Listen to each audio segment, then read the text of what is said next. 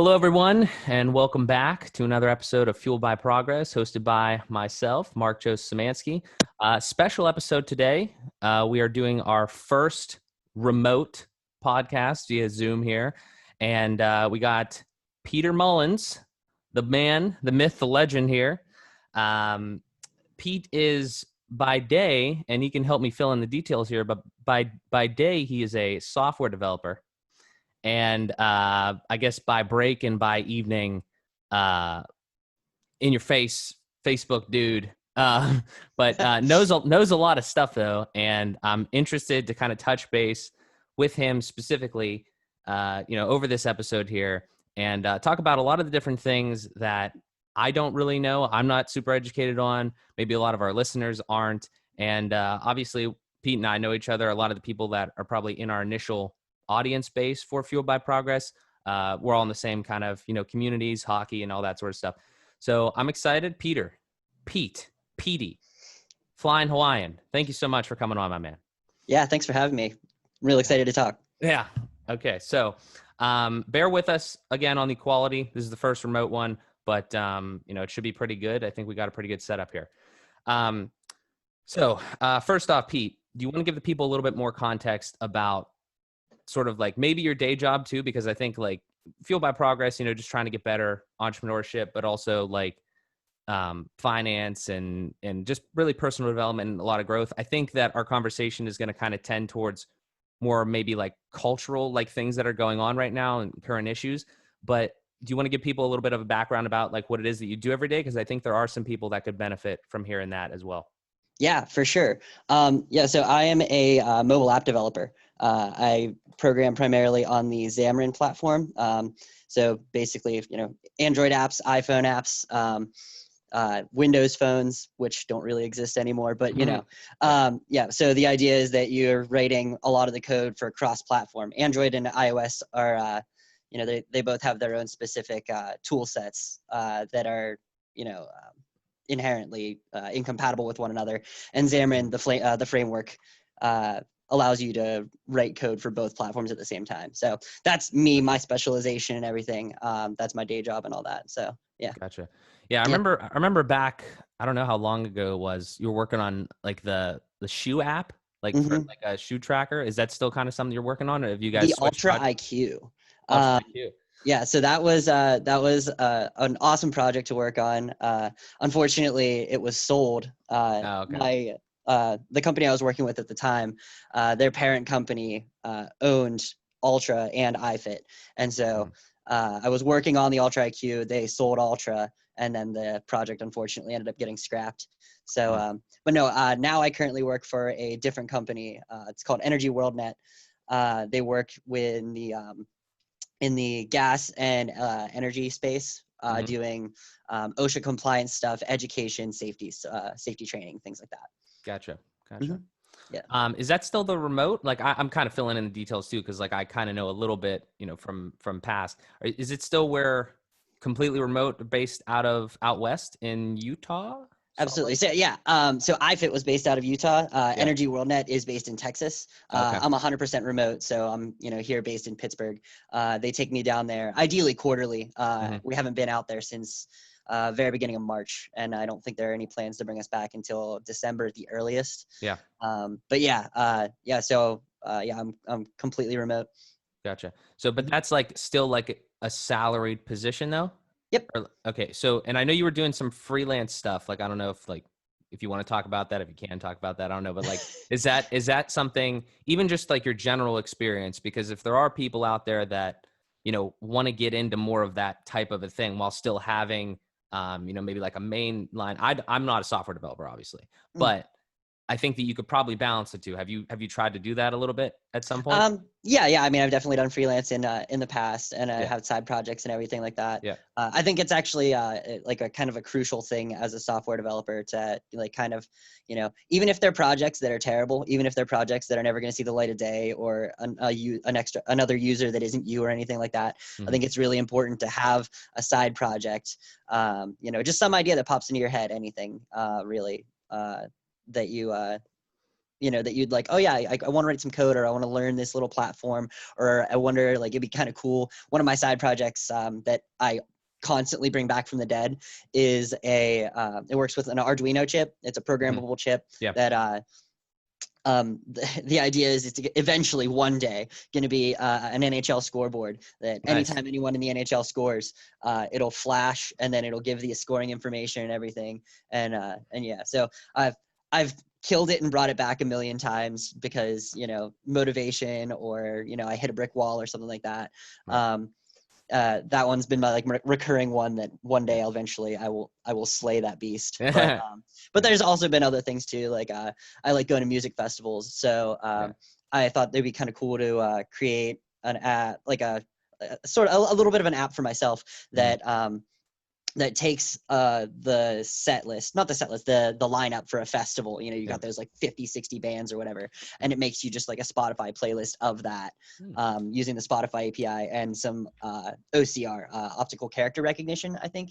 Don't quote me on the actual thing it is. But yeah, like, so like playing with those types of things, and, just kind of like tweaking and expanding your boundaries and really constantly learning is really crucial with software development. For sure. I think that's in a lot of things. I mean, no matter what industry you're in, but obviously something that changes as rapidly as, software development, kind of just like new technology and everything. I know that we, it just, as we started talking about this, it reminded me that you and I specifically, there's been at least 2 stints where I remember back, I was at Pitt and I was kind of dabbling with computer science. I think one time we were going to start building some games. I just totally fell off on that. And then that other time we were going to build that draft app. Oh, the draft. Oh my gosh, I completely forgot about that. The draft app for John. John, you got to get a draft app.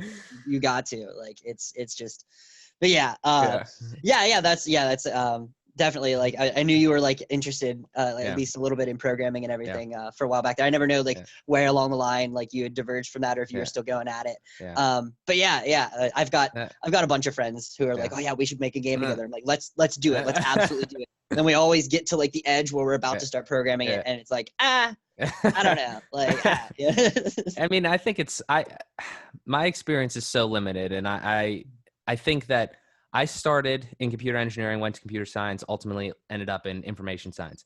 So, I think my personality, and as I've grown, it's kind of more towards like, not like the business side per se, but the side that's like not just, staring at the computer and coding all day. Nothing wrong with that, absolutely. But I think it was kind of like self-awareness for me to get to that point.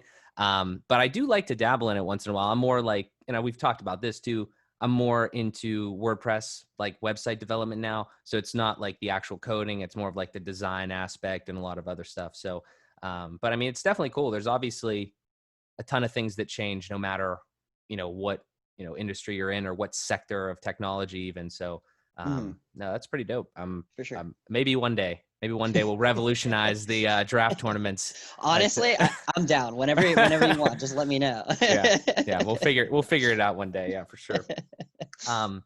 But yeah, I'm happy to hear that, and I think that whoever's out there listening, I think that maybe the thing to take away is that just continue to learn, right? Always continue to expand your stuff, and then if you want to, and maybe talk about this real quick. Do you see yourself ever? Because I've found this out about myself. Do you see yourself ever taking more of a step into like the freelance world? And I don't know exactly how it would work out with, software development, stuff like that. But do you see yourself right now, self-awareness, as more of I want to do my job type of thing? Or do you see yourself more as like, you're more into those projects and you think that you can kind of build that up more in a sense? I'm asking this entrepreneurship type question because it's something that has changed my life, but that doesn't mean that it changes everybody. So I think that's probably going to be one of the questions that I kind of ask a lot of people on here. Mm-hmm. Yeah, for sure. I think for me specifically, like in the future, I've done like a bunch of thinking about this, particularly in the last like 2 years or so. I think in terms of like freelance or like stepping into my own thing and really like owning a project that I've I've been involved with from the start, it would have to really be based on the actual like project that it is. I know like I would always entertain the idea if ever I felt that there was like a potential in something that I was working on, just, for fun. But then there's so much that goes into that, making sure you have the funding and everything, and making sure that there is all that business potential out there. Right. I'd need to see that before I seriously entertain that. But at the same time, I don't necessarily see myself being a software developer my entire life either. Yeah, I think it's one of those things that is super important, specifically in like personal development and everything, is finding something that you're passionate about, really. Right. Programming is something that I do love, and it makes a bunch of money, so I'm gonna keep doing it. It'll always be involved at some point in my life, but I don't necessarily know if it would be center stage or necessarily doing my own thing with it either. Right. I feel that.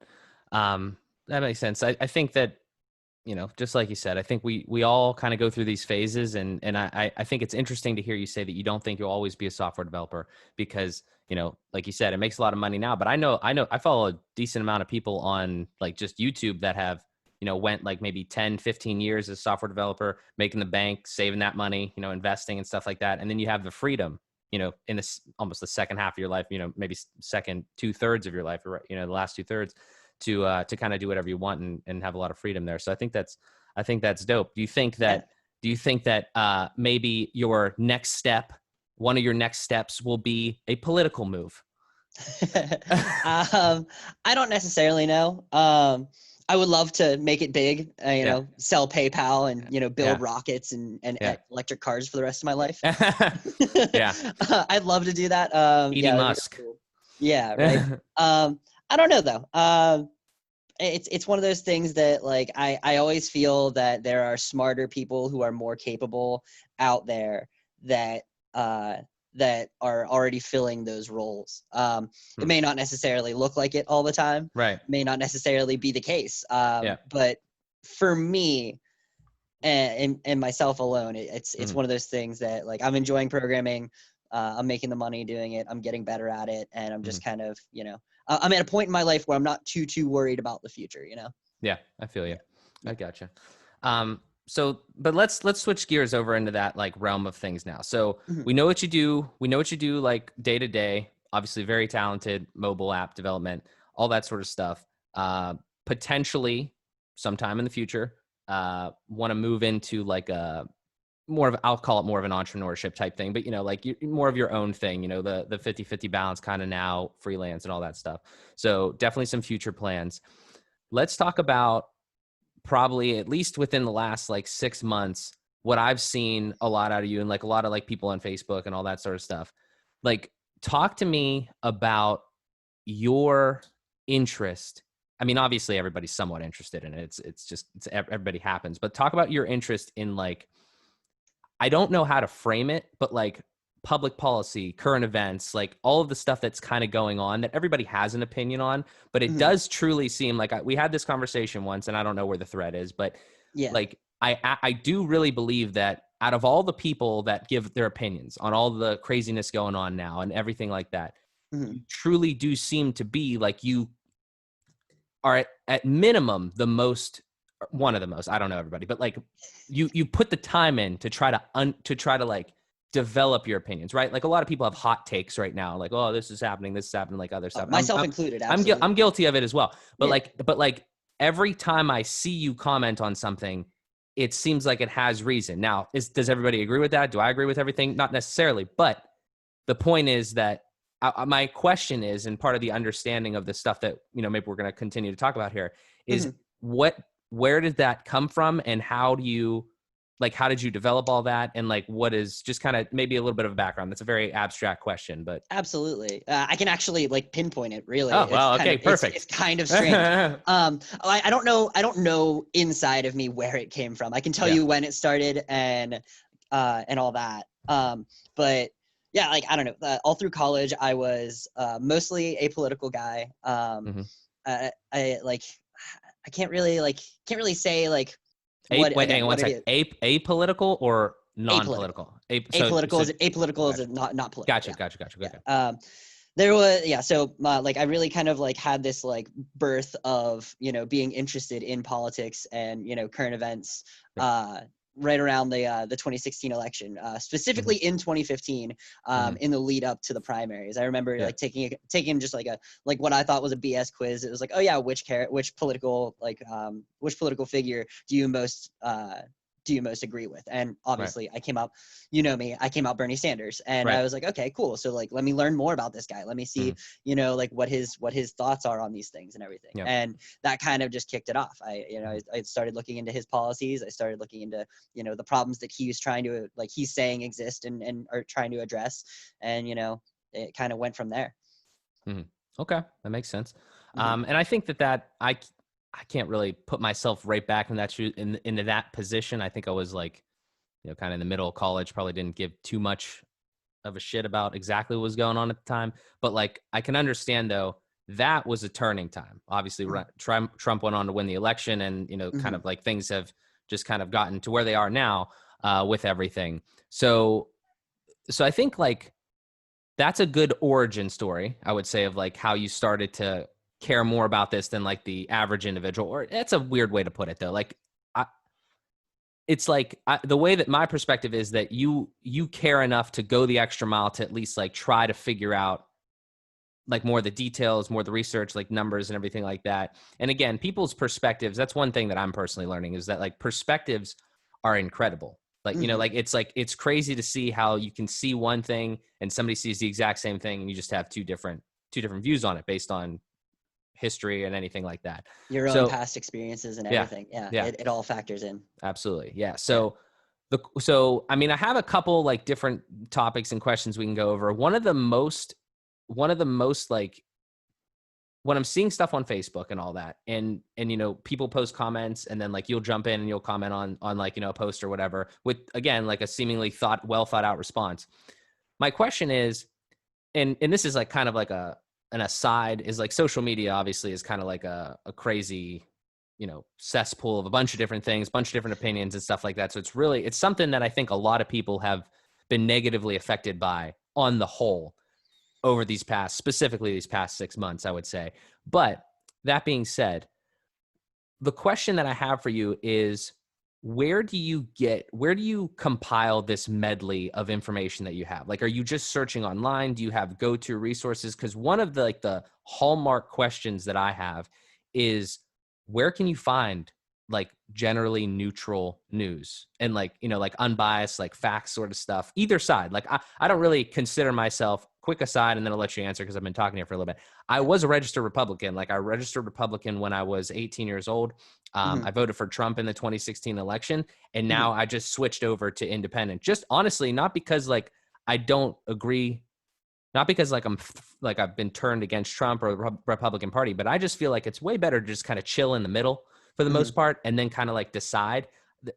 I have on here a two-party system, so we'll get to that. But like Oh yeah. the general question is, where have you found any like good outlets and places to get information, news, all that sort of stuff? What's your go-to?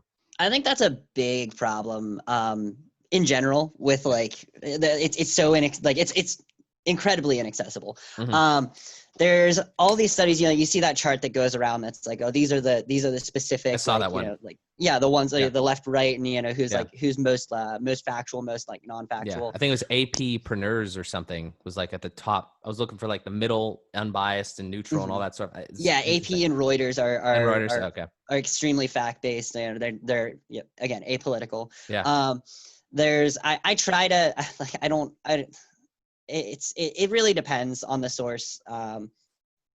A lot of it is, when you see something, digging into it, googling that, seeing if there's any government resources on it, seeing Right. what the top people who are involved in the situation are saying, trying to Right. find clips of those, of them specifically talking about that, and not like, reading an article, hearing, oh, Trump said this, and then they give you a 5-second clip, Right. and then you're like, was that taken out of context? I don't know. You know what I mean? Right.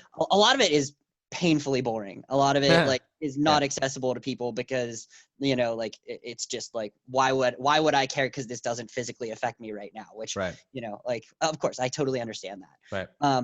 But it all comes down to, you know, just making sure you have a bunch of different resources, or done a bunch of different sources, making sure that you're trying to find something that is coming at it from a conservative angle, and being like, does this make sense? You know, like, what are the logical leaps they're making? Are there any, you know, are there any like fallacies that that are in their argument or anything like that? Right. But yeah, I think in terms of like the most mainstream source that I like actively check like headlines from, I'd probably say The Hill. The Hill. Yeah, I actively chose that after seeing that it was reported like as more of a right-leaning source. Just because, you know, that's like, I don't want to be sitting here listening to CNN all the time, you know, Right. like, or, you know what I mean? Like taking all my news off of, you know, all the super crazy, you know, liberal groups on Facebook or anything like that. Right. You know, Yeah. most of it is like, and again, like I really should have said this at the very start of all this, but like I'm a biased person. I have my own political opinions. You know, I have a view of the way the world works, and you know, I'm just as susceptible to falling for false information as anyone else. But I think a lot of it is being aware that that's the case, and digging into it and being like, am I, you know, am I full of shit, or am I, you know what I mean? Like, you know, actively being worried about that. Yeah. Yeah. Yeah. Well, I think the bias thing, it doesn't really go without saying. You should probably, I guess, in this time, always preface that, which, you know, is whatever. But like, what I mean though, is I think that if you're a logical person and you like actually come at the situation, you should kind of understand that you could use the most amount of logic that, you know, exists in the universe and still probably have some biases. We're all human. I mean, it's not completely, you know, out of the, you know, out of context to think that. But it's appreciated that when people go the extra mile to kind of like say that and just like put it out there. But no, I mean, like that is just a tough part for me. Like, it's like, I want to be the type of person that can kind of, exactly what you said there. I think I like how you articulated that, where like you look at, you know, if you lean left, but you still look at conservative stuff, you know, or right leaning things, just to kind of like balance it out to say like, well, does this make sense? Can I understand the perspective at least? You know, because I think that's important. And then ultimately, what do you believe? Because there's so many issues that just like as a person, you're not gonna agree with everyone on, you know, like whether it's like whatever the case may be. You know, so I think that's an interesting, interesting way to look at it. And I think it's probably the better way to look at it, quite honestly. One thing that I think it's important to get to though is that though you want to make sure you're, you know, sitting there and taking in, you know, both sides of the argument, it's important to understand that the truth, while a lot of the times it isn't on one end of the spectrum, it doesn't sit dead in the middle. So like, you know, being able to suss out, you know, exactly, like if the other side of the argument doesn't make any sense, like it's not that it doesn't all of a sudden bring the truth to the middle, you know? Right. I got you. Yeah, it makes sense. So let's see here. That was the big question. And I guess like a follow-up small question is like, just out of curiosity, with all of that kind of like research and thought process that you put in addition to like everything you do, like on the daily, you know, and then all hanging out with Aria, playing hockey, like all these other things, how much time, I was sincere when I asked that question on Facebook, like how much time do you actually think that you devote to researching about this stuff, you know, kind of like trying to understand the world and the country and everything that's going on? And do you think that you could have some sort of a future in like more of a public figure role, as like kind of like expressing like your thoughts on these things? Absolutely. Again, like I always hesitate on the public figure part just because, you know, I realize that, you know, I don't have all the information. Right. But to your point though, it is something that I am passionate about. And we just said earlier about, you know, following your passions and everything. It like that is what makes the most sense. And that has sort of sparked my my thoughts on, you know, am I going to be a programmer forever? Because like I'll find myself building a project, and you know the project takes 2 or 3 minutes to build, or you know maybe even longer. So I'm like, okay, I, you know, drift off and I, you know, read into like what's going on today. In terms of like how much time a day I spend researching on everything, I honestly couldn't give you a number, because it permeates throughout the day. You know what I mean? I got you. You know, when I'm building something, when I'm taking a break, you know, when I'm just kind of like hanging out, like I'll have something like playing in the background, you know, just to like, you know, like listen to what's going on, you know? I like that though. I mean, I think that that's a really good skill to have no matter what it is. And we talked about this earlier, but I do the same thing. I just don't always do it from like a current event political thing. But like, I know Absolutely. exactly what you're saying. Like whether There's it's so much content out there. yeah, I mean, Yeah. it's crazy. And now I'm trying to, make some for more people to listen to, I just, it's a kind of an aside, but like, I feel like this is a random question that I think I'm going to ask a lot of people on, because I have it happens to me all the time. Mhm. And it goes right in line with what we just talked about. Have you ever experienced this mental state, I'll call it, where you consume so much content that you feel like you're almost like it's almost your obligation, or like you just have this like passion or whatever you want to call it to put some out there because of how much stuff you consumed, and now you just have like all these thoughts and all these reactions to some of this stuff that you just want to be part of the conversation now. Does that ever happen to you? Um, I don't know. I think it definitely comes out a little bit in my Facebook social justice warrioring. Um, I think a little bit of that does come out. When you see someone post something that like it just like it's out of touch with what the actual argument is. Right. I feel like that does come out of me a little bit, but I don't actively have that like. That thought hasn't really ever occurred in my head that like I need to get my thoughts on this out. I I, gotcha. I think again it comes down to like the fact that I'm just one person. I don't have all the information in the world. There's a million other people putting information out there. So my voice just adds to the noise is the way I think about it. But yeah, that's yeah. that's an interesting perspective. I don't know. I mean, I definitely understand it. It's something that I've kind of like, and maybe it's because that's ultimately where I wanted to go. We're obviously not in the same position as far as like what I was doing and what like you're doing for like a day job type thing. And obviously you really enjoy that as well. But like, I just kind of felt like, maybe I could make some noise that isn't just total, white noise in a sense. You could find an audience, you could find some people like that. And then ultimately, you'll be happier doing something that is more in line with, something you're passionate about than, the converse, like doing something that you're just kind of like meh about, getting a paycheck type of thing. Yeah. Different for everyone, obviously. But that's just kind of my thoughts on it. Yeah, for sure. It's definitely something that I've thought a little bit more about, and I've had the thought pop into my head before, but not like seriously entertained it. But yeah, I think it's discussions like these, and it's like hearing someone say that either I changed their opinion or like like that they enjoy like actually like watching me try and like reason with like scream into the void. I mean, like I whenever I hear someone say something like that, it definitely does make me think like, oh, like I'm glad that I'm glad that the things I am word vomiting out have value to people in some regard. So yeah, totally. It's definitely it's something that I feel like is on the cusp of my consciousness right now. Right. It could be something that I do in the future. Well, we'll see. That's a lot of time, obviously. Time will tell. Let's talk about like a little bit more specifics now, just that we kind of have like the overall broader view. I feel, and this is you are the first, other than Amanda, you are the first guest on Fueled by Progress. So I'm honored. But maybe the 6 people that'll watch or something right now. But in the next, until I'm huge or whatever, until the whole thing blows up. But oh god, and then like a bunch of people come back and look at me and are just like, this dude's a moron. Well, you got Arya back there. That's so true. That's it. At least we got some background. Let's going back sort of to the thing where you don't know, like it's hard to find like actual good news, and it's hard to find like good information and all that sort of stuff, and like everybody has a different opinion, especially now. I'm interested to hear, and a follow-up to that, actually, this is the point that I wanted to make. When somebody posts something, right, and then like scrolling through Facebook, right, whether it's people that we know and however it works, and the algorithm pops up like, oh, Pete Mullins commented on this post or whatever, and like it's which again, I hate that. I absolutely hate that. I hate knowing that my friends are sitting there and they get a notification that I chimed in on something. Like, no, why does that happen? Like I hate it. I absolutely. I mean, yeah, it's Zuckerberg. He's just he wants to start the fire, I guess. But I hate you, Mark. But that seems to be like kind of. I've experienced it a lot. I'm sure other people have experienced it a lot. I know like some of our friends, they'll just like, pop in there and be like, oh, no, whatever.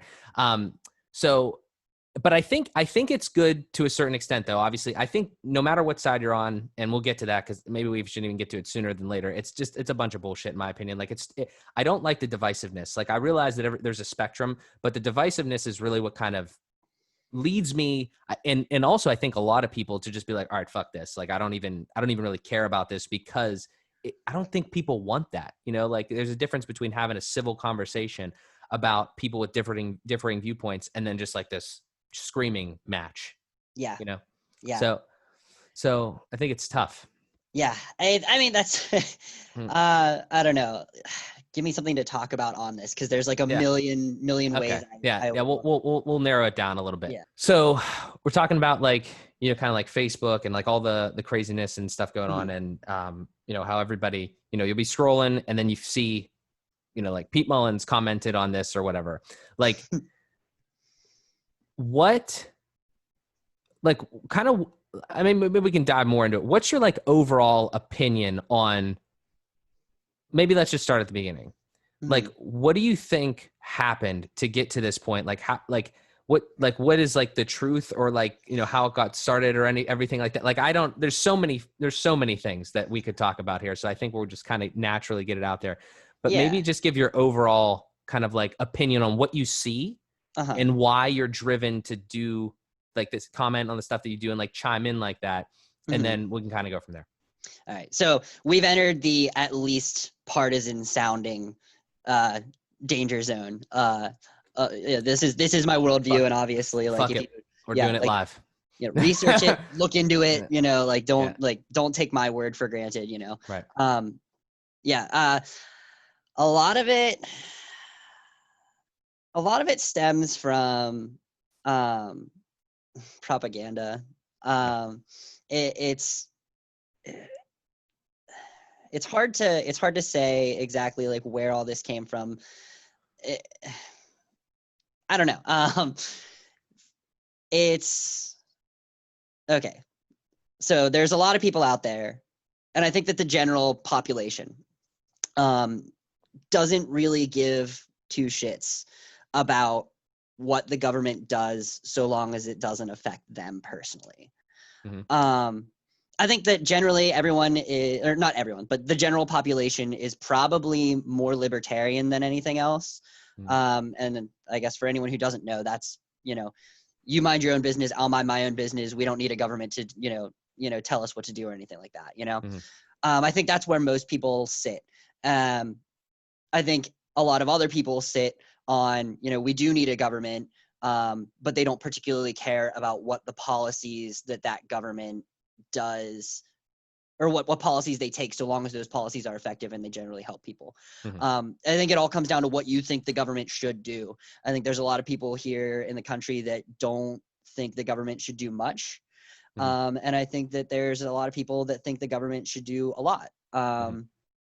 And I think right now we're kind of having a big argument around that, really, around, what is the role of the government? Do we need a government to do, everything that, the government's trying to do? Meanwhile, there are people in our government trying to do things. Right. I think that a big reason why the Republican Party has a lot of support is because, they're always the ones who purport to be for cutting taxes and, fiscal responsibility. And, I think a lot of people hear that and are like, cool, no taxes. That works for me. I think that's where a lot of it sits. And I think I think there's a lot of propaganda around, because there is a massive amount of governmental waste. I think that a lot of it is poisoning the well, and a lot of these, attacks that are made, specifically against the left, are made because they're bad faith attacks that are like, like, look, you just can't trust government. Like they fucked up here, they fucked up. Sorry, am I allowed to say the F word? You can say whatever you want. They fucked up here, they fucked up there. You Yeah. know what I mean? Like, it's like, like, clearly you can't trust the government to do anything right. Mhm. And that makes a lot of sense, because the government does fuck up a lot. Like it is, it's an institution created by humans, so it's going to have flaws. Right. But what I don't think people really understand is that the opposite of that, not really having a strong government, allows organizations of people are always going to assert their power over someone else. Someone is going to have resources, and they're going to use those resources to gain more resources and keep control. You know what I mean? Mm-hmm. Yeah. And a lot of it is made easier by, instead of directly fighting everyone, taking everyone, splitting them in half, and making them fight each other. You know what I mean? Mm-hmm. I think a lot of people in this country would agree with that statement. Now, obviously, they'd fall on either side of it and be like, well, it's these people's fault. You know what I mean? And like, obviously, I have my own opinions on that are probably, fairly partisan. Well, which are really partisan. Yeah, the thing is that, like, so we live in a capitalistic society, which isn't inherently bad, so long as the right rails are in place to make sure that the train doesn't go off the track. And I think right now what we're seeing is the result of the rails coming off the track. I feel you. Yeah. So let's talk about, so that's good. I think that it makes a lot of sense. And I think that one piece, as we continue to move forward here, is like, what would you consider yourself? Not because like we're trying to, like, obviously there's a lot of people, a lot of different opinions, but like from you, what would you consider yourself, like, as far as where you stand on, like, I don't know, the spectrum and stuff like that of, left leaning and all that? Like, are you someone, because you mentioned a lot about government, you mentioned a lot about, like, obviously Democrats versus Republicans, but like basically kind of that was big government versus, small government in a sense, right? Or something like that. Right. And the level of government intervention, what do you think is the ideal? Like, a lot of government intervention, like government handles like a lot of different things, or like, it's kind of a loaded question, because like I don't exactly know like how to list everything out, but like, do you think that the government, like the hands-off government approach, is inherently a bad one, and maybe like why? Yeah. So basically, I think that government is there to make sure that people don't excessively assert their power over one another. You know what I mean? I think that I personally have not entirely lost faith in a capitalistic system. I think that a capitalistic system with the right restrictions, with the right regulations in place, will it would be sustainable. I think that the problem is that we've gone beyond that. The regulations aren't there to stop these things from happening. And I don't necessarily have the solutions to this either. Yeah. Well, we could talk about them though. I mean, like, just the things that you've had.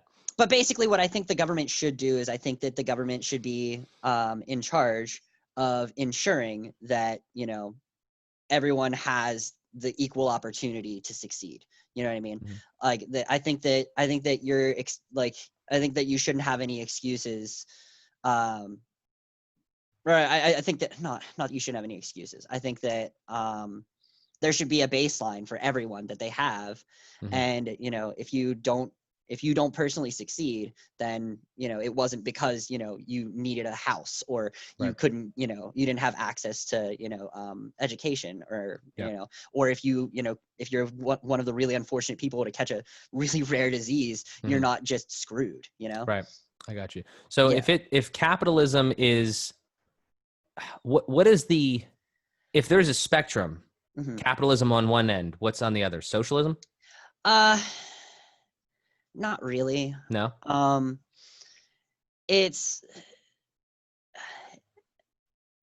I don't know. It's always like, it's always put against one another, capitalism and communism, that they're like completely opposite of one another. And in a lot of ways, they're like, you can't have a capitalist system at the same time as a communist system. And also, again, I'm not an expert on this. I don't fully understand some of these things, but I think that I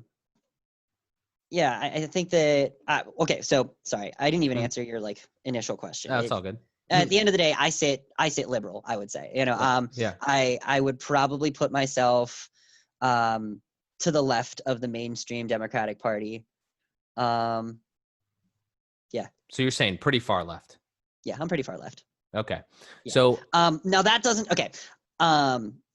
Yeah. So then the caveat there being that, if a policy were instituted, so say that, we do Bernie Sanders Medicare for all and it fails. Yeah. I'm not gonna jump off a cliff to say, like, obviously, like, this is the right solution, even though it's failing. You know what I mean? Right. I feel like I'm sensible enough to look at a broken system and say, this is broken. Mhm. Yeah. I Yeah. So gotcha. if a solution happened to be a conservative solution, if it happened to be a right leaning Mhm. solution and it worked, Right. then I would, I feel like You would most people accept would that, be like, like, yeah, yeah, yeah. absolutely. I mean, well, you'd be an asshole, I think, if you saw something working and you're like, nah, we need to fuck You're like, this no, up. no, no, no. Yeah, yeah. Everybody's That's fair. benefiting from this, but we need to do something. We need to do something Yeah, about this. Yeah, exactly. yeah, that would be an Exactly. evil person, I think. For sure. For Um, sure. okay, now that makes sense though. I mean, like it's a good insight. Now, I don't know if I don't know if it's the right time to dive into this, but I have a Mhm. question in my head, so we're gonna dive into it. Let's go for it. So the I am the type of dude that when I see something, or in this case here, that, like, you're left of the mainstream and all that, stuff like Hmm. that. And, like, that's just it. It's the conversation we're having. Hmm. The interesting thing, and the place that I always go to, is not like, don't like take this the wrong way, but, like, how did you get there? You know what I'm saying? Like, not because I think it's wrong, it's right. That's not the Yeah. fucking conversation. But Yeah. I'm interested in knowing, maybe, like, as we talked about before, everybody has a different perspective, everybody has a different background, stuff like that. I Hmm. think that just living in my house, I'll be 100% honest, I think just living in my house with my parents and, like, the whole environment, because, like, Hmm. as you grow up, that has a big impact on you.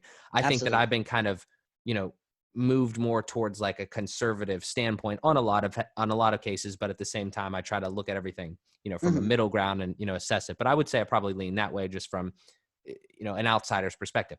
So I'm Hmm. interested in, if you can kind of tap into that, like, where, like, was it something that was always, like, around you in your environment, like in your family and stuff like that? Or, like, did you personally experience, I mean, like, something that just made it seem like it was, that was more the right path, or the path that you wanted to kind of align more with, in a sense? Um, yeah, I mean, like, obviously, so I'm of the belief that we are all a product of our environments. Yeah. Even if you were born to someone, that someone was a product of their environment. And so, Hmm. by proxy, Yeah. I tend to believe that if we were all, just if you could take one's life experiences and, one's circumstances, and just, pull them out and plop them into another person, that same person would make the exact same decisions that you did. You know what I mean? Yeah. Um, so I think that I think that for me, it's, just like kind of sort of looking at that and seeing that it's all a matter of perspective, Hmm. is kind of what influences me. You know what I mean? Knowing that I have a certain set of privileges that, Hmm. because I belong to a bunch of majority groups, Hmm. that affords me a certain number of advantages in my life, and realizing that there are a lot of people out there that don't necessarily have those advantages. Hmm. Like, my cousin is actually, like, we have a lot of, like, deep discussions on this. Yeah. And he pulled out an article the other day, um, and it's about privileges. And I know, like, a lot of people are going to shut off because they hear the word privilege and they're like, whatever, dude. Yeah. um, but, like, they were saying that, like, one of the biggest privileges, the article that my cousin had sent me, it said that one of the biggest privileges you can have is being born in America, living in Hmm. America, being an American, because we Yeah. have the dollar, we have this awesome society that's done all these great things that makes the standard of living so much better than anywhere else. Hmm. And I would tend to agree that being American definitely gives you a certain set of privileges, Hmm. that, someone in Africa wouldn't have. Right. So yeah, I mean, like, we all sit at this at our own, like, intersection of a million different privileges, or lack of privileges. Hmm. uh and I think that our society needs to do a good job of addressing that. I think that's Hmm. the important thing, and I think that's part of the role of government, is to address, those sorts of privileges, to, again, make sure that we have a fair society for everyone. I want everyone to have the same shot at succeeding. That's what I Right. want. I gotcha. Do you think, I mean, this is a random question. Do you think that like America is the greatest country? Like, do you think of all the, in that case, like most privileged, do you think America is the most privileged? Well, I'm an American, so Yeah. if I say yes, then like I've never experienced. Okay, I've experienced Canada. Yeah. Yeah. And so like Yeah. I don't really have the perspective to sit back and look at it and say, are we doing it the best? Right. I I would like to think that Mm-hmm. we are the best country in the world. Right. But again, there's a bunch of different metrics that you need for that. And Yeah. but at the same time, we also have like fairly big problems that we need to tackle. And Right. yeah. So let's talk about some of the problems then. Like, what do you think? So we're talking about, and like sort of like the mainstay of sort of your position and your perspective is that everybody needs to have a fair shot at, success, which I Mhm. mean, on the surface, I would say makes sense. I don't have any problems with like, if you were going to play a hockey game, right? You need to Mhm. have referees. Everybody should have like a fair chance at winning. Right. And Mhm. then, Yeah. so where does your, I'm trying to unpack it because when I Mhm. hear that and when like a lot of other people hear that, I think that the problem is like, well, how do you enforce that, or how do you get to that point, or like how does that actually happen and still make it fair? Because if you're adding to someone, then how are you, and you're not adding to everyone else, and that type of an argument there, then it's Mhm. almost like, how do you reason that? If you were going to explain that, like For sure. how do you explain that? Yeah. So I mean, this is like the big argument right now. Right. It's basically an argument of, are we already at the point where where we are all equal, we all have equal opportunity? Yeah. And I would say no. And Mm. most white people out there with white privilege, not Mm-hmm. most white people, but a lot of white people out there with white privilege would sit there, and because they haven't experienced anything that has set them back, sorry, they haven't perceived anything that has put them ahead because of their whiteness. Mm-hmm. They would obviously think, well, that's not fair because I didn't get any advantages in my life, despite Mm-hmm. the fact that they didn't perceive that. You know what I mean? Mm-hmm. Yeah. So like that's the toughest part about privilege and acknowledging your privilege, is realizing that just because you were a white person who was born to this family that lived in this neighborhood, that had a good access to schools, you know what I mean, like your parents worked a good job, and so you never went hungry, you Mm-hmm. never had to do anything that was you never had to struggle to survive, you know what I mean? Right. And you can't help that, so why should you feel bad about that? And like why, like a lot of the times it feels like like people who are minorities are lifted up Mm-hmm. because lifted up above you, because you know what I mean, they don't they Yeah. don't they don't realize that that's not necessarily the background those people came from. Right. Yeah. So I understand where you're coming from. So Mm-hmm. if your goal, okay, let's say, right? Because Mm-hmm. I'm all about like trying to find like set a goal and then like, try to plan out how to get there. So Mm-hmm. let's talk about like, you know, Pete's running the country or whatever, Mm-hmm. right? And knowing what you know now and all that sort, and all the stuff that we've gathered and the stuff we talked about so far. Like how does that, I think for a lot of people, and just as you were describing there, right? Mm-hmm. Like I will say, like the whole privilege thing does kind of, I think, rub people the wrong way because it feels Absolutely. like you're making people feel guilty, I think, a Yeah. lot of time. Yeah. And I don't think people like to feel guilty. Whether or not Mm-hmm. they should feel guilty, obviously, that's a whole different discussion. But Mm-hmm. there is definitely, if you think about it from like an international perspective, there's definitely an advantage to being born anywhere in America versus being born anywhere in Africa, right? Or any a lot of other fucking countries. Well, South America, you could be born to like like a 0.1 percenter in or sorry, South Africa. Yeah, You could be born to a 0.1 percenter in South yeah, Africa, and you'd yeah. have it great. Yeah. So like, I mean, but anywhere, like not just Africa, but like we kind of said there, I kind of Mhm. think that America is probably one of the best places to be born, right? At least, Mhm. top 10% or something, right? Absolutely. So you definitely have an advantage from Mhm. there. So like, is it like a worldly view, or is it just, should we just keep it to the country perspective? I mean, I guess we just Um, keep it to the country perspective because I don't know we how can you. we could keep it to the country perspective. I think honestly, like the ultimate goal of everyone should be, to lift everyone up, Right.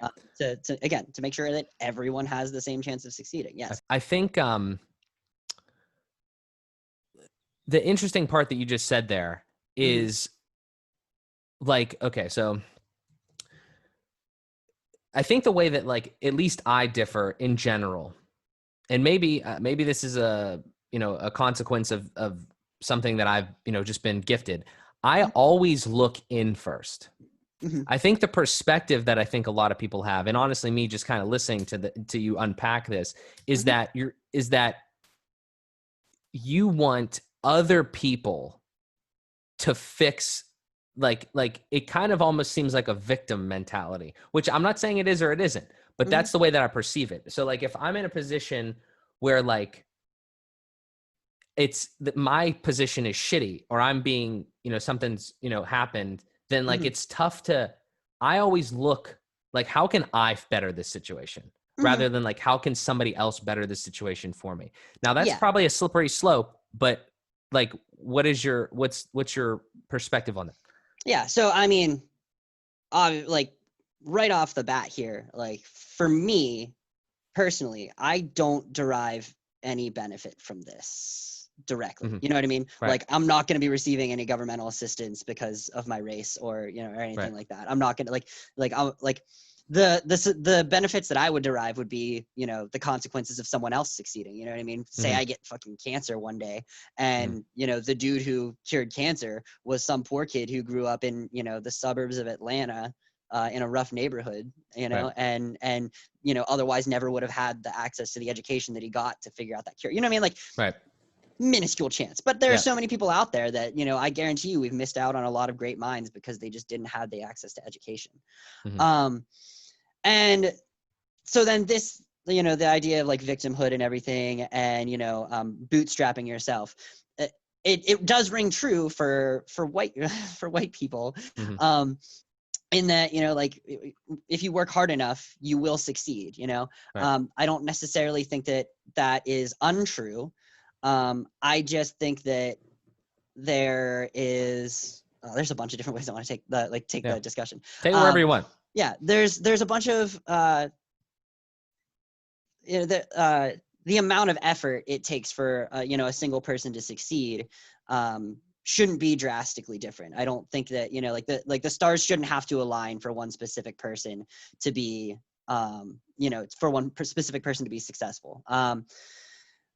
The thing to focus on here, where we're talking about victimhood and having someone else solve your problem, is that we've already benefited as white people, as white people in our society. We've benefited on our country having slaves. Like there were rich plantation owners that benefited from slavery, and the second those slaves were freed, it wasn't like we became equal. Mm-hmm.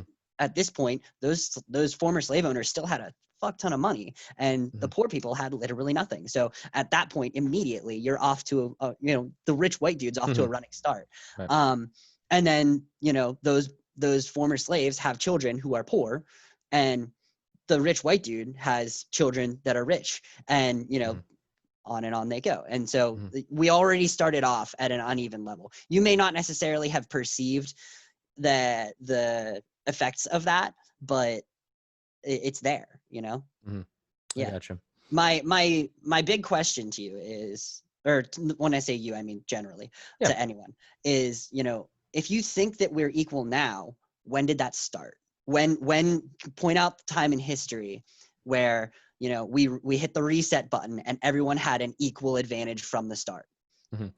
Well, I will do my best to answer that. I don't think that's the case. And I Mhm. mean, other people, if you're watching, feel free to comment or whatever, but like, I don't actually believe that's the case. Mhm. Um, That what's I, the case? so like I know that me growing up, Mhm. suburb, Pennsylvania, Pittsburgh, whatever, Mhm. probably has a better chance at succeeding from the get-go, Mhm. barring any poor mistakes that I make, right? Like in Mhm. stupid decisions and stuff like that. Because Yeah. I'm all about like personal accountability. But I understand Mhm. I understand the argument that like everybody's inherent situation is different. So like you mentioned, like suburbs of Atlanta, you know, rough neighborhood like that, Mm-hmm. definitely would have a shittier shot, right? Mm-hmm. So I don't think that everywhere is equal, Mm-hmm. but I don't know if that's I don't know if that's one feasible, maybe feasible, but like have like what's your opinion on other places that have tried to do similar things? I mean, I think we as a race, the human race, Yeah. um, is in the process of moving there. You know what I mean? Yeah. Like of trying to get us from A to B in that regard. And I think this is, you know, from our very start, I imagine, you know, we've been not our very start, from the moment we recognize and we realize like, hey, black people are people, you know, realizing that, that we need to give like the like the decency of, you know, having an equal opportunity Mhm. to succeed in life. I think that I don't think that there's any one country that is like significantly further along. You know what I mean? Like Mhm. we all have our own different pasts. You know what I mean? I imagine like people in Finland aren't dealing with you know, the exact same issues that we are Yeah. in terms of race or anything like that. Or you Yeah. know what I mean? Like it is a country by country discussion, and it all has to do with your history. You know what I mean? Right. You know, not every country is dealing with a you know, as problematic a history as America's, you know? Yeah, it's pretty fucked up.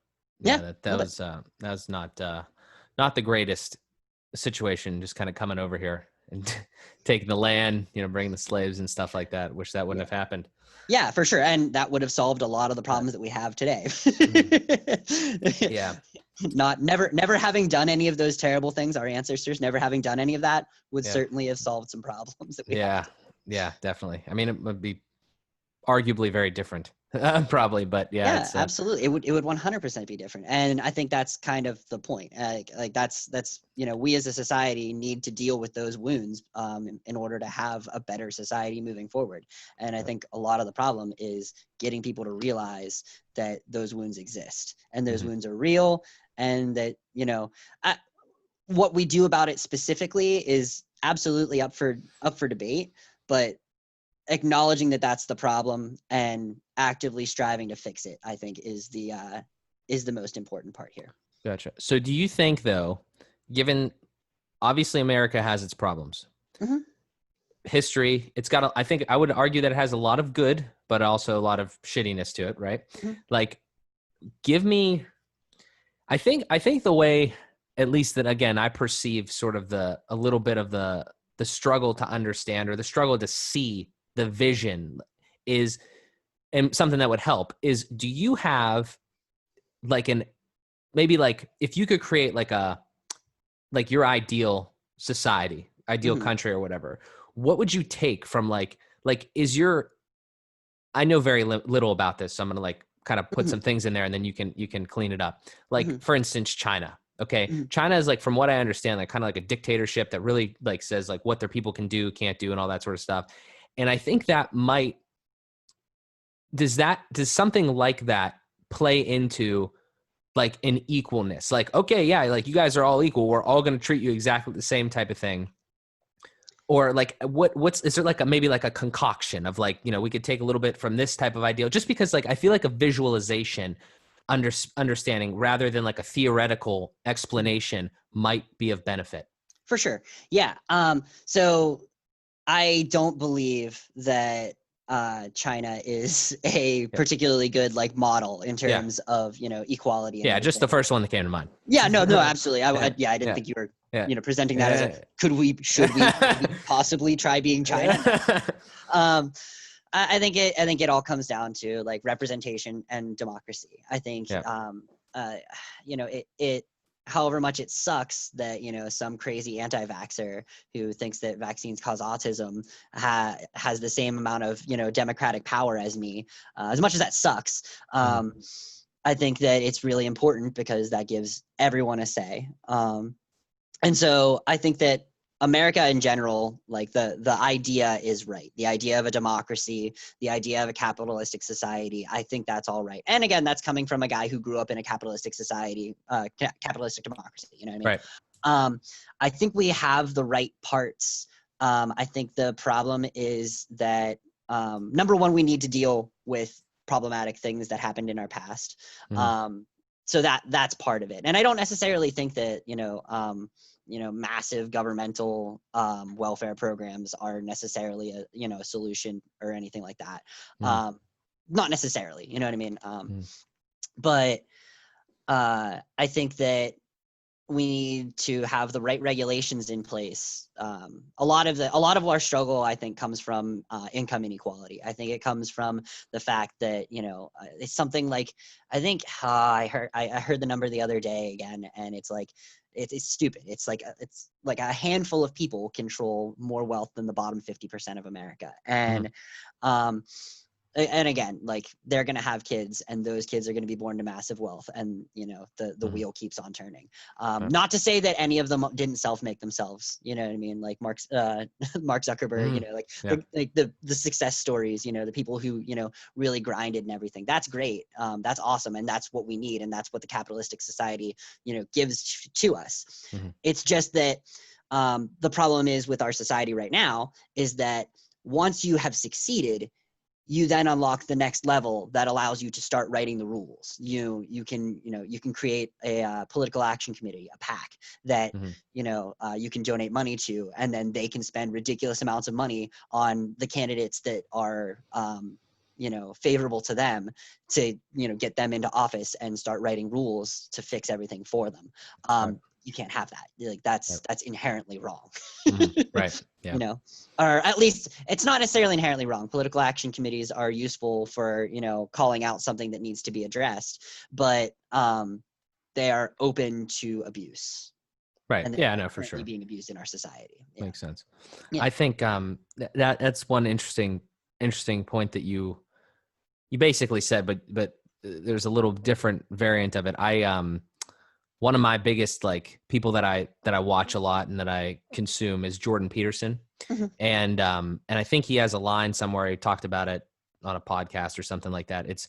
It's really, I'm gonna fuck this up, but it's like really hard to get success when you have none, but it's Mhm. really easy to get more success when you already have a little, if that makes sense. Like so Absolutely. Yeah. so yeah, so that makes sense. I would agree with that. Mhm. Um so let's talk about I kind of want to I want to get your opinion on something that I don't have the numbers on, Mhm. because you brought it up there, um, and it was the vaccines and like Mhm. the autism and stuff like that. Yeah. So Oh so god. so I don't know enough about this, but I've Mhm. I've heard a couple things, and I have my own opinions on it with no research. So I don't know if Mhm. that's healthy or whatever. But so I don't necessarily, the anti-vax thing is kind of like a little like wild in my opinion. Like I don't think you should just Mhm. like straight up say, "Oh, fuck that." Like, but do you think there's any merit? And again, I apologize, I don't have these numbers, but I watched another piece of content, Valuetainment, Patrick Bet David. They've got a new podcast. No, it doesn't matter, but Mhm. good quality content, I would say, at least insightful. And they bring up these numbers that like from 1970 to Mhm. now, there is like, I mean, thousands of times more people that are having, I would say, like complications that were vaccinated in a sense, like autism and stuff like that. I Mhm. don't know the numbers, so it's kind of like a fucked up viewpoint, but I'm sure that you kind of have a little bit more like knowledge on it. Do you think that, like, what's your opinion on that? Like, in your opinion, is there any reason to not vaccinate your kids, one or something like that, for whatever it is? Like, not necessarily all of them, all of the vaccines, but like Mhm. specifically you can talk about that, but like specifically this like COVID-19, which I would Mhm. love to get into a little bit, not like super in depth because there's a For lot sure. to unpack there, but Yeah. like there's got to be a vaccine, right? I mean, like that's kind of like the point. Like we're in this very limbo-ish state, which we'll dive into. But like, Mhm. what's your opinion on all that? And are you going to be like the first person in line as soon as like a vaccine is made available? Yeah. I think generally speaking, if science stands behind it, if the CDC stands behind it, you should do it. Mhm. And I actually, so the college I attended, Juniata College, is Mhm. a really heavily focused on biology. And Mhm. so a lot of my friends, went on to do grad school. Some of them even became doctors, like Mhm. not like actual like researchers and everything, not actually like working on people. Right. Um, those people are insanely smart. They're, Mhm. incredibly intelligent. They spend all of their time in the weeds on this, like Mhm. as intensely as you think about anything, in Mhm. your own life. Right. These people are focusing on problems that we Mhm. have. And if they stand behind it, I would also tend to stand behind that, Mhm. because like why would you come out about, um why would you come out against something that you've only done a little bit of research on, versus an entire body of people focused specifically on finding the truth coming out and supporting that? You know what I mean? Like Mhm. that. I think that the anti-vax movement in general, um they have a predisposition towards wanting a specific answer, and Mhm. that causes them to be blinded by what they search for. And ultimately, if the scientific community came down with a decision on something and they were wrong, they would absolutely change. They would change their course on that. They would do more research on it until they got to the right answer. So if it's Mhm. supported by science, it doesn't make any sense to go to um what's it called, to disagree with it, really. Right. They're about finding the truth. It's not about politics at all. Mhm. Like science is wrong every day, Mhm. and when it's wrong, it gets corrected by more science, Mhm. and that's why we have all of this crazy technology around us, Right.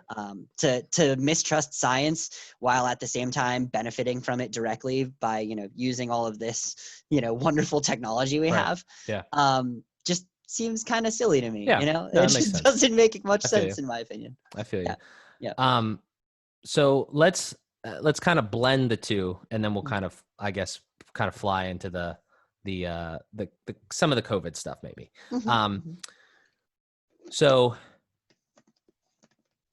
do you think, given my first question was going to be, how do you think everything has been handled, which is a very loaded question, but I have a very political answer. yeah, yeah. So and again, you can hit on that obviously, but Mhm. like the question that I have is the follow up to that is like, you seem like, very rightfully so, science, as you just said, should always be like kind of the answer. And I think in a lot of ways that like for issues that we're dealing with now, obviously there's political things that like science can't really like necessarily handle, how we talked about before, like, injustices and things like that. Mhm. But like, do you think there's a lot of people out there, and probably a lot that you've like seen and commented on, giving your 2 cents on Facebook, like Mhm. these threads basically. I'm not just talking about them specifically, but like Mhm. these things where you're drawing conclusions from facts, Mhm. seemingly facts, but you're tying them together like conspiracy-esque type theories. Mhm. Like, how do you draw the line? Is it just because like there's too many coincidences in an argument, or like do you think that there could be a level of corruption? Like, do you acknowledge that at all in like a government system, and like, more powerful of a government system? Like, where's like, because and the last piece is, I kind of like, this is kind of a side note, but like I kind of like don't really appreciate the fact that everybody that runs our country is like 60 and above. Like, I just feel like a lot of times like they're really out of touch with a lot of things. That's, again, Mhm. sort of an aside, but I think it kind of plays into it a lot. They've been in there for a long time. I think that's, Yeah. we'll get into They're that. not gonna have to worry about 40 years from now. Right. You know what I mean? Yeah, So absolutely. so what do you kind of think there with the conspiracy type thing, and like just like tying things together, and where do you draw the line? Where's your rationale on that type of stuff? Yeah. So there's a lot of people that work. So first off, corruption is absolutely in our government. It is Mhm. definitely there. I think that we, as a society, need to do a better job of finding vehicles to counteract corruption and detect corruption. Mhm. Um, again, like we said before, like our government is an institution built by humans. It's going to have flaws. I think one of the things that we need to do is create better, methods of finding those flaws and fixing them. But with regard to like conspiracies and all of that, there comes a certain point where, like, you're listening to something and you're like, that makes sense, but if that's true, then all of these people must know about it. You know what I mean? Like you would expect to see a massive amount of people come out about something if a conspiracy is true. You know what I mean? Like if UFOs really were real, you know what I mean? And we had, You're gonna piss off a lot of people with that comment. I know, right? Yeah. I mean, sorry. If we were working on aliens in Roswell, I guess. Yeah. Like, because UFOs may, they might actually be a thing. I don't know. But yeah, if that were the case, then you'd expect to hear things come out. You'd expect to hear news stories of like, hey, like this is a thing, and it would be backed up by people who are apolitical and would know. You know what I mean? Who have spent their entire lives, the experts on certain things. I'm gonna get really political here. Yeah, let's do it, dude. Yeah. So specifically to do with like the whole impeachment process, right? There were people that we're talking about a conspiracy here that Donald Trump had called, or he had called the president of Ukraine and politically pressured him to do something that would give him an advantage in the U.S. election. That's a conspiracy. It's not necessarily true. If it were published on a headline tomorrow, I wouldn't look at that and go, let's nail him, impeach him immediately. You know what I mean? It'd be like one of those things where I need to hear more. So when it first started to break, what happened was a whistleblower complaint was made. It was made by I don't think it ever actually came out who it was made by, because secrecy laws and everything like that. Right. It was made by someone, reported, and then sent off to the proper person who was by law required to notify Congress, and that person did not notify Congress, and then that ended up coming out as a news report. And again, you sit there and you hear that for the first time and you're like, oh man, like if that's true, oh man, this is a problem. Yeah. And then you started to have like more and more people come out, and like that is the indicator right there that there might be something to this. These apolitical people that have never spoken out before coming out and saying, yeah, that happened. That definitely happened. It was unusual. When these people say something is a problem, they mean it. They've been in this job every day, for their entire lives. And, they're not coming out for, any reason other than, that this is what they saw, So when you're seeing that sort of trickle of information and trickle of people coming out and going, yep, nope, that was definitely a thing, that's when I think you can start to be sure, because people are going to talk, and with all these conspiracies, the idea that 9/11 was an inside job, like you definitely have one person that's like, I'm an engineer who was working on this. Like I heard something about this and this is definitely a thing. That's one person that came out. Sure. That's one person, if it was an inside job, that would be insane, but there isn't any more additional trickle after that. Yeah. You know what I mean? It's like, two people ever came out and like they may have had something to do with it, you know what I mean? Right. As opposed to the directly relevant people, one by one coming out and all saying this is definitely a thing. That's my, my litmus test for whether or not, a conspiracy could be true. Yeah, it definitely a lot of times it is tough, because you're like, yeah, how could this, there's so many things that would have to line up. And like you said, I can't keep a secret to save my life. So like, it's tough, it's like, there's either a lot of like just like reaches being made, or a lot of people that are just like, I would say downright like almost evil in a sense, like to keep that type of shit like that tight and close to the vest. So yeah, I don't know. I guess you just got to handle them with kind of a grain of salt. Yeah. Like I said, it's one of those things where, if it's as big as what it's claimed to be, who are the relevant people that would know, and what are they saying? Is everyone saying no, this didn't happen? If that's the case, then I don't necessarily think there's anything, there. I gotcha. Yeah. Okay. Yeah. Um, all right. So with all that, there's obviously a lot of shit surrounding like COVID and everything that's happened. Hmm. It's probably been needless to say, probably the most interesting 4 to 6 months of my life. I'd say a lot of people our age probably too. It's just very interesting time. Exhausting time, really. Definitely exhausting. Yeah. It's what Yeah. um like what do you think for COVID and everything like that? How do you think everything has been not handled necessarily, but like let's start at the beginning. Like what do you know as of now, or what's the truth like that you've heard of what is going on with like how it started in a sense? Like is there any chance it was like a bio warfare thing, or was it just like random bullshit or like all that stuff? Like what's the thing there so far?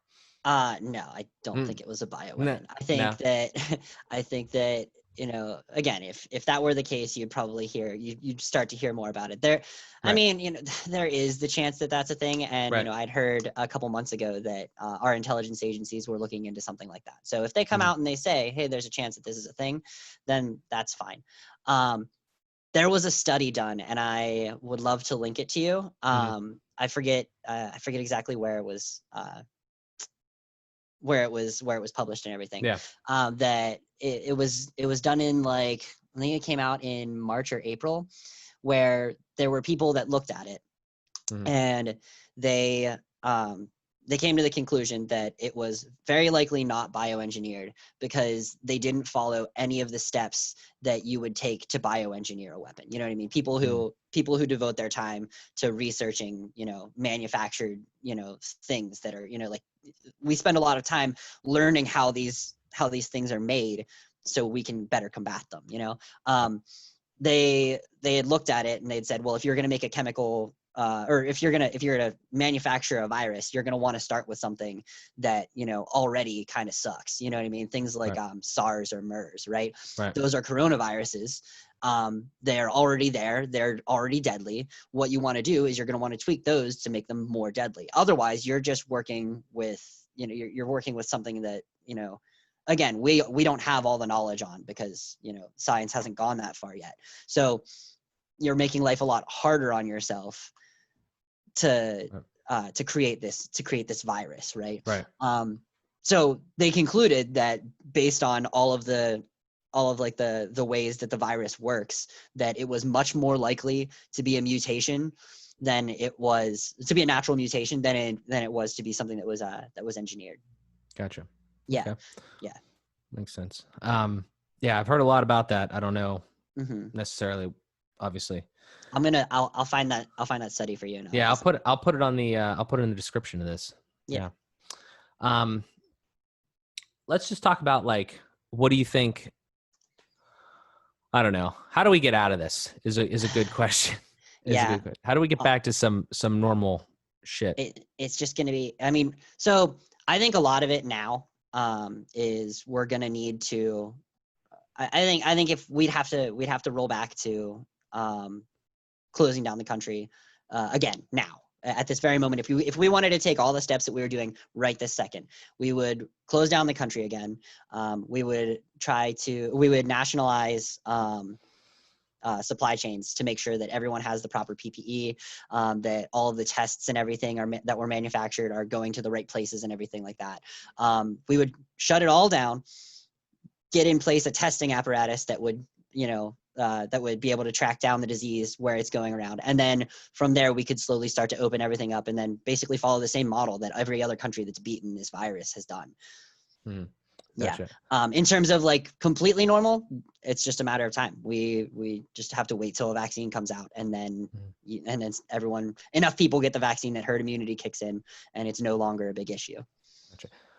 Gotcha. So herd Yeah. immunity is not a option until the vaccine is the thing. I mean, it certainly is an option before a vaccine comes out. The only problem is that, we would have to have enough people catch and survive the Right. virus. Um, so, you know, uh, we could certainly get there. The problem is that, do we infect everyone all at once and then just deal with it? That's exactly what, the worst scenario of the problem is. Or, eventually will enough people, if we like partially reopen and then track down,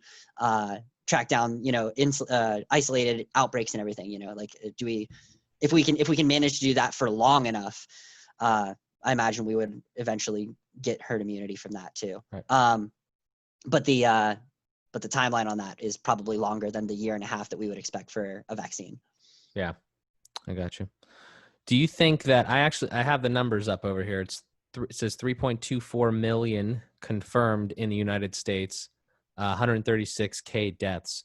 Do you think that confirmed? What's your opinion on the confirmed number? Yeah. So it's kind of funny. Like at everyone disputes those really hard. Yeah. I've seen some friends on my timeline that are like, oh, well, our local numbers are right, but all of the other numbers are wrong. Like, well, what makes all those numbers wrong? You know what I mean? Yeah. Like just the fact that, you personally can't confirm them. A lot of it comes down to whether or not you can, trust science and you can trust the people that are reporting them. Right.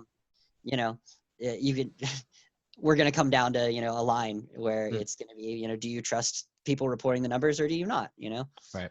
That's ultimately what it comes down to.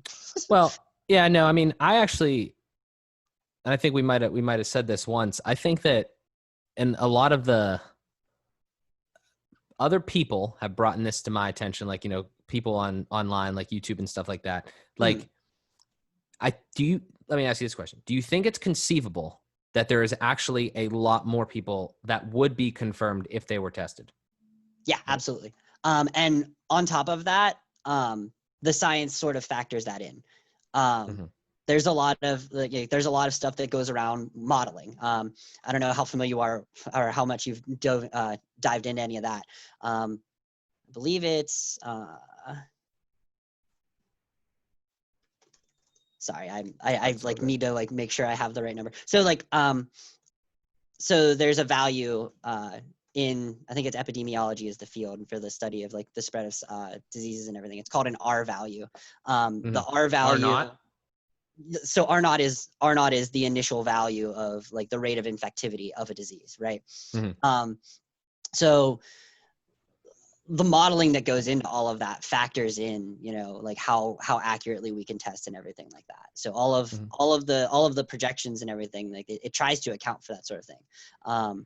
Obviously it's not exact and obviously it's not right 100% of the time, but that sort of stuff is included in there, I forget what the number that is floated right now, but it's believed to be something like 10 times the number of confirmed cases are actual, like, are actually out there. Yeah. Yeah.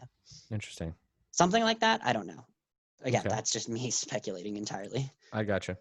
So, and with that, the deaths, you don't think the deaths could be higher? So the CDC, I believe, has numbers on expected deaths, right? So that's like, in normal times, these are the number of people that would be dying, right? Yeah. And what we've seen since the start of coronavirus is that the number of expected deaths has risen like a significant percentage. And so like the guess is that this virus is killing more people than we know, just because people aren't going to the hospital or anything like that. I'm not saying that like, there's like 100 million dead people in America and no one knows it right now, but like there are deaths that aren't necessarily counted as COVID deaths, specifically because, like we're looking at that increased number, and it's why else would it be larger? You know what I mean? Like here's your example of, a coincidence that doesn't, make sense as a coincidence. Virus comes around and starts killing people. Way more people are being killed than normal. Are those things related? Yeah. Yeah, no, that makes sense. I think the argument that I always get, and the one was laid out to me, was that if the confirmed deaths are 10 times more, so we're talking 30 million potentially, and the confirmed cases are 30 million, and the deaths are that much or lower because I think there's a running meme joke Mhm. type of thing is that like, oh, you get hit by a car and you get COVID. I don't think, I think that's a little bit of a stretch, but you know what I'm saying? Like Yeah. if you go into the hospital, I think it is conceivable that maybe not so much now, but at least at one time, and I don't know, like that you would have, if you go in there and you die in a hospital or, you know, your cause of death, like may have been, I don't know. Well, there was actually, was that a real thing when it was like hospitals were paid more if they had cases of coronavirus? I believe that was a thing. Hold on. I mean, so that might be a little bit of corruption there if that's actually going on. I don't know if that's the Hmm. case. I guess it's conceivable, but I don't know where the line of Hmm. conceivableness is drawn. I believe it was a. I believe it was like a misleading kind of thing. Hmm. Do do do do do. But yeah, what were we talking about there? Yeah, do I think that every single like do I think that there's a chance that a couple of those deaths in that death count were not strictly coronavirus? Probably. I would Yeah, think that I think there's a thing because like people are presenting with something that looks like that looks exactly like coronavirus. It could be pneumonia, it could be the flu for right. sure. That there could be a misdiagnosis in there, because there was a point where we had tests that were coming in, or sorry, that we didn't have enough tests. So when someone was particularly sick with exactly the symptoms of coronavirus, they were like, you probably have coronavirus. And when that person died, that person got included in the tally. Could it have been could it have been the flu? Quite possibly. Hmm. Is it a large percentage of them? I don't think that's as likely. I got you. Mhm. Um, do you think? Let me ask you this question: what do you think? And from what you've seen, what Mhm. is the goal at this point, or what is maybe better ideas, but the concern? Like, is the concern? Have we gotten past the point that, oh, everybody's going to die from COVID? Have we gotten past that? Is that something that you would, somebody comes in, has no idea what the hell has happened? Is your concern for them that everybody is going to die from it? Or is it that like we don't want to overwhelm the hospitals and we don't want to give it to other people? It's definitely more the latter than the former. We've made a lot of progress so far in learning how to combat the disease. There have been things where, really simple things actually. Apparently, when you're treating a coronavirus patient in the hospital, the act of simply flipping them from their back to their stomach increases the odds that they'll survive. Wow. Really Mm, simple things like that. There is a treatment that is a steroid that has been proven to reduce the death rate of coronavirus.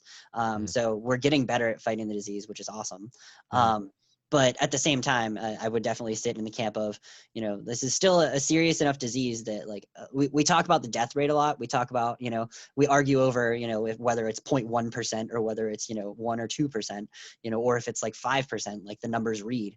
mm, It's not five. I think it's like I don't know what the actual number is right now. mm, If you just look at confirmed deaths, confirmed yeah. cases, but we argue about that number a lot. But at the same time, that's not the only number we should worry about. We should also worry about how many people are getting hospitalized over it. Because if you require hospitalization over this, like let's say that I think it's like 20% or something require hospitalization. Mm, That those are serious cases. You don't want that. Like mm, why would you be flippant about catching a disease that would land you in the hospital, right. personally, I Yeah. have no interest in going to the hospital. Ah, So why yeah. would I do that? Do I think that, if I caught the coronavirus, I would be likely to go to the hospital? Probably not. Am I fearful for my health? Mm, Personally, no, yeah. absolutely not. I think that I would probably be fine. The big worry is, number one, like you said, overwhelming the hospitals, and number Mm, two, spreading it to other people who mm, spread it to other people and then overwhelm the hospitals. mm, Yeah, I think that's the biggest thing that we need to worry about right now. I think that's the biggest thing we need to stay away from. Yeah, we talk about mm. how that death rate, we argue over that death rate so much, but I don't think that is the number that really we should, be that worried about, or not. We should absolutely be worried about people dying from it, but that shouldn't be the number we're arguing over. I got you. Yeah. Yeah, that makes sense. So let's kind of wrap up the COVID talk, unless you have like other stuff. Like we kind of hit on a lot of the different things, and if you want to, Hmm. have some final comments on that section, we could do that as well. But so to reiterate, though, based on what you've seen and your perspective, obviously we've gotten to this point now, and whatever's happened, if you want to comment on where we've gotten to, that's fine as well. We kind of talked about it a little bit, but moving forward, all in like one place here, Mhm. what is your prediction, or what do you think we should do, or what do you think the timeline looks like on, like the bullet points of what's going to happen next with everything? Yeah. So where I think this is going, I think we're going to see a drastic increase in cases. I think we're going to see deaths tick up. I don't necessarily know if they're going to be, I imagine since we've gotten better at fighting the disease, we're not going to see as much of an increase in deaths as we saw happen in New York City. Mm-hmm. But I think over the next month or so, unless we start implementing more measures of like closing things down, which thankfully some governors are deciding to do. Like I believe it's Abbott in Texas has slowed down. There have been a bunch of them that I are think they just got masks and stuff like starting. that. Yeah, he insisted that using masks was necessary. Yeah. I think that if we start implementing those measures, things will ease back down, and I think that will end up turning out for the better. But I don't see that happening fast enough. That all needed to happen 2 weeks ago, 3 weeks ago, 4 weeks ago. Because again, all of these numbers are numbers from 2 or 3, 4 weeks ago. Those are the people that contracted it 2 or 3 or 4 weeks ago. So those are the ones we're seeing today. So I mean, the numbers we're going to see over the next 2 or 3 weeks, they're going to be a lot bigger, I think. Right. Okay. Well, we'll see what happens there. And you said like a year and a half is what you've heard for a vaccine? It was a year. I think it was like a year and a half from the very start. So I honestly, I know that there are vaccines that are in clinical trials now. And I imagine those would probably, if they're successful, start to be rolled out towards the end of the year. I gotcha. Yeah. Okay. Well, we'll see what happens there. Yeah. Hopefully. So obviously there's a huge like political side to everything that's happened recently. And obviously there's an upcoming election. So give me your thoughts on a two-party system. And like, I think we've talked about it, I think probably a lot of people kind of think it's broken. And what do you see again, like prediction wise, factoring, I guess, all the stuff we talked about into November, and then factoring in the way that you would ultimately see how you think it should be kind of changed if you had the opportunity to do so. Yeah. So I don't want to make any guesses about November. Okay. My heart can't take being wrong. But just in general, the two-party system is not a good system of governing. It necessitates that like we have parties that are polar opposites of one another that basically stand for the exact opposite on each issue, right? I think that America is doomed to the two-party system for as long as our voting systems are the way they are. We have a voting system in America called first past the post. It's very intuitive. Everyone votes for who they think should be the leader, and whoever gets the most votes wins. Now that means that you don't need a majority of people in order to get elected. You just need more than anyone else. So you could have 100 candidates and 100 people voting, and the least votes you could win with is 2. That's 98% or 98% of people didn't vote for you, but you still won because you happened to get a second vote. Right. Obviously it's not that drastic in practice, but it necessitates two parties because it becomes not about who you think can get the most votes, or not about who you agree with, but who you think can get the most votes. So then that means that you're not voting for candidates anymore. You're voting against candidates. And so then it all of a sudden becomes, you're voting for one side or the other. It reduces your candidate pool down because everyone's voting against someone. There's so much political calculus going on in your mind about, oh, well, can this person get enough votes to beat this person, And so then that reduces you down to 2 candidates. And there's a lot of talk around the Libertarian Party, where, again, like I said, I feel like a lot of the country, most of the country, is probably libertarian. There's a lot of a push behind it. I'm not going to comment on the efficacy of a libertarian president or a libertarian government, but if there's a lot of people that are just like, if we just vote for a third party, we'll have a third party. That's not the case, because what happens is, say you get 34% of the votes and the other two candidates don't get more than 34%. They both split the votes evenly, and your candidate, your libertarian candidate, wins. What happens then is you now have a libertarian party who is in the majority, and they're going to continue running. They're going to continue getting elected.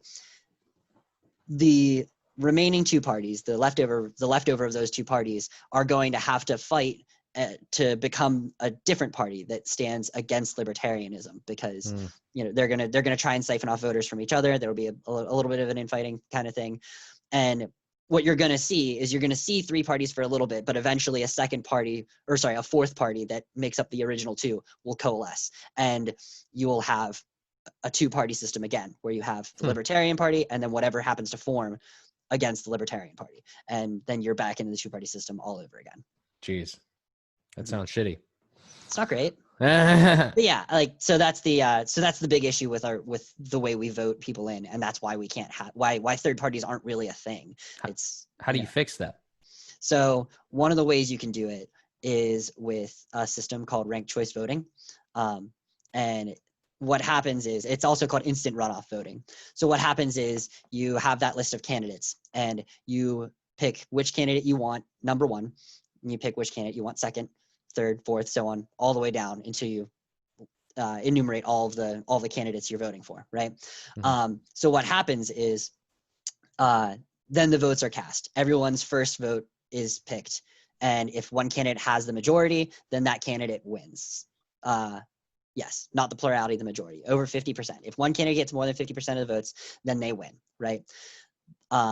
If that isn't the case, they take everyone who voted for the last place candidate's second choice, and then so on and so forth until one candidate has 50% of the votes. Interesting. So that way, you're given the most preferential candidate among the group. The big issue with that is something called ballot exhaustion, and that's when you don't pick enough candidates for your votes to actually matter. So you can only vote for, there could be 5 candidates, you only vote for 2. Neither of those 2 make it through an instant runoff round, and then your vote doesn't count. The way you would combat that is just being an informed voter that votes and ranks all of their candidates.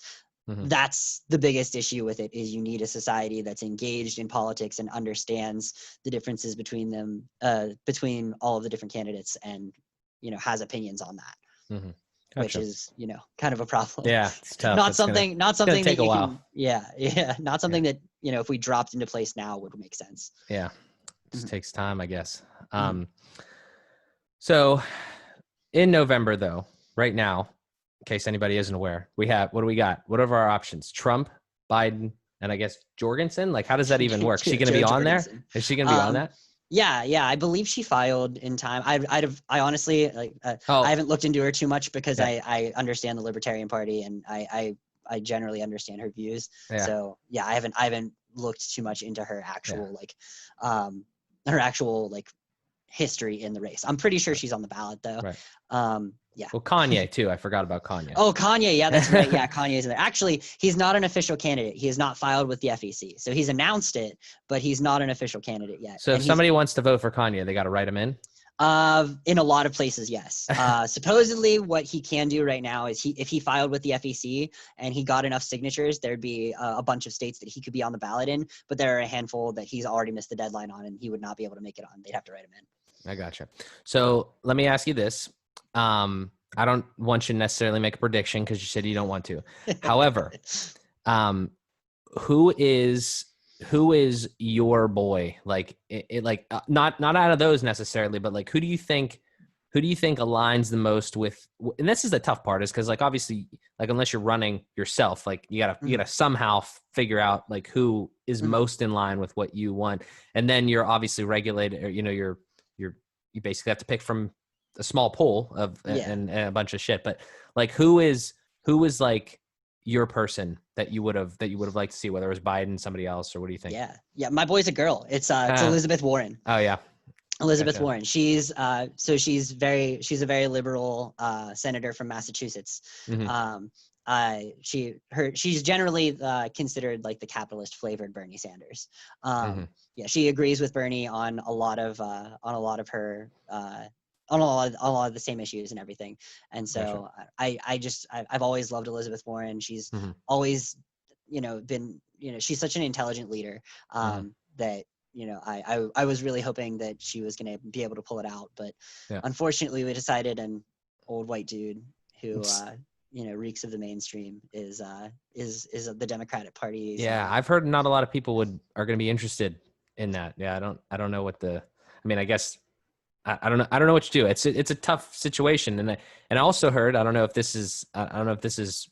If this makes sense to you. Like, I've heard that the Kanye thing. Maybe this is a conspiracy. The Kanye thing is to siphon off voters from voters from. Yeah. So that is an interesting conspiracy theory. Yeah. Big if true. I don't know if the conspiracy is necessarily the thing. It's just like I don't know if it might. I almost feel like it could potentially naturally do that sort of a thing, even if it has no ties to. Absolutely. Like, yeah. Absolutely. Yeah. If Kanye, for some really strange reason, wanted to sell something and raise publicity by running for president, quote unquote. Yeah. If in some weird world where he would want to do that, I could see it naturally working that way. I heard two things. One, I didn't know he's dropping an album, I think in October. And the other thing is I think he's actually, I saw this before that happened. I think he's partnering like how he did with Adidas, but he's doing it with Gap. Yeah. So I don't know. Maybe there's some stuff to that, but no, I definitely think Donald Trump enlisted him to run.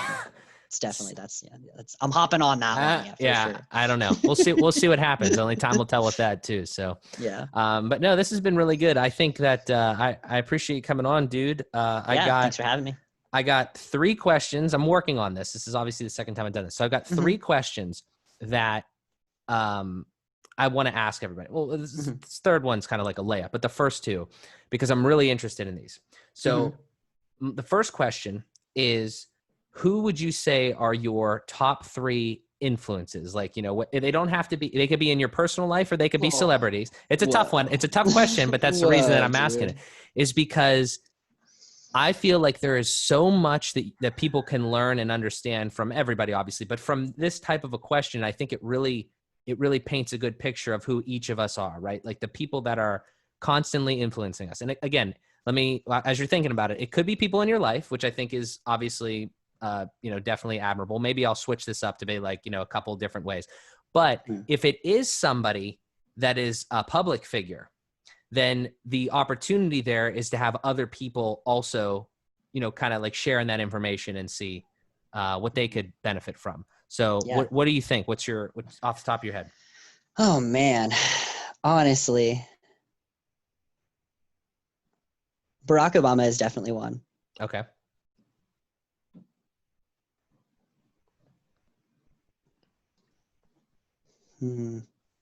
Tremendous speaker. I absolutely would love to have that love to develop that skill. For sure. Honestly, I'm having such a hard time thinking about it. Yeah. Because I don't want to go with like a Bernie Sanders, and because I don't think he's necessarily influenced. He's definitely not influenced me my entire life. He's definitely been like a bigger figure recently. It's hard for me to like pin down specific people. Yeah. Even people that you just kind of like follow, like on a normal basis. That's kind of how the way I think of it as well. It doesn't need to be all over your life, over the course of your life. Just anybody that's people that I'm generally interested in, that I follow, that I enjoy. So like, just to give you like a couple things that I've watched, Philip DeFranco. Yeah. He's a good one. I used to watch him all the time. Yeah. I definitely don't watch him all the time now, but I used to. Yeah. And then I like Pod Save America. Okay. It's a podcast that's been done by or that's operated by a bunch of former Obama staffers, where Gotcha. they basically just go over the current events and try and like explain them and everything. Gotcha. That's dope, Yeah, man. yeah. This one's a real general one. What's your best advice for potentially our listeners? It could be like, like life advice, or, it depends on, kind of how you are, but Hmm. what's kind of like a good piece of advice that you maybe find yourself from time to time, like, dispelling on, the youth or, Hmm. or anybody that you kind of come in contact with? Um, so first thing I would say is like definitely find your passion, whatever Mm-hmm. it is that you love, find it and do it. Yeah. Yeah, like that's yeah. Uh, the other bit would be um, I think it's important to find the truth. I think it's important to be skeptical. And I think we as a society are very skeptical. And I think that's great. But I also think that, um, learning how to find the actual truth in something as opposed to, you know, um, taking things for granted or anything like that. Like Mm-hmm. it's hard to say without sounding partisan, but, like trusting, you know, Right. you know, yeah, not subscribing to something just because it's what you've always heard or it's what you've always believed. Yep. I feel you. Yeah. I feel you. That's good advice. Hmm. I appreciate it, dude. Last Yeah. one is like I said, kind of a layup. If maybe not for everybody, but I think probably for yourself, if people listening, the audience here, want to follow you or want to learn more like about you, or like just kind of like, are interested in that, what do you think? What's the best way people can follow you? Like Instagram or anything, or Um, I don't really get. I don't or if really you post too much. or if you want to plug anything, I forgot to say that. Like if you want to just like kind of anything you're doing, any cool stuff or anything like that. Yeah. No, I'm not doing anything crazy right now. Mm-hmm. For the most part, I generally don't post all that much. You know, Mm-hmm. it's definitely something I would definitely look forward to doing. So look Mm-hmm. out for me on Twitter one day. I don't Twitter. know. Okay. I'm definitely not on Twitter, and I definitely Yeah. actively avoid it because Yeah. it's worse than Facebook. So, I feel you. yeah. But I mean, in terms of professional stuff, I would definitely be looking to probably move into some space on Twitter Mm-hmm. sometime in the future, specifically about whatever I'm working on at the time. Yeah. Gotcha. All right. Well, we'll link it up when we have something from you there. We'll make sure the audience can follow you there. Absolutely. Good stuff, buddy. Well, I truly appreciate it. I think we did almost 2 hours here. That's pretty Yeah, it was a good impressive. talk. Oh man, that was nice. But yeah, man, I really appreciate the insight. Thank you so much for coming on. And yeah. Yeah, absolutely. No problem. Thanks for having me. Alrighty, dude. Alrighty, guys. Thank you so much for tuning in. We appreciate it as always. And this has been Fueled by Progress with our guest, Pete Mullins. So we will, again, thank you so much. And we'll talk to you in the next one. Peace See ya. out.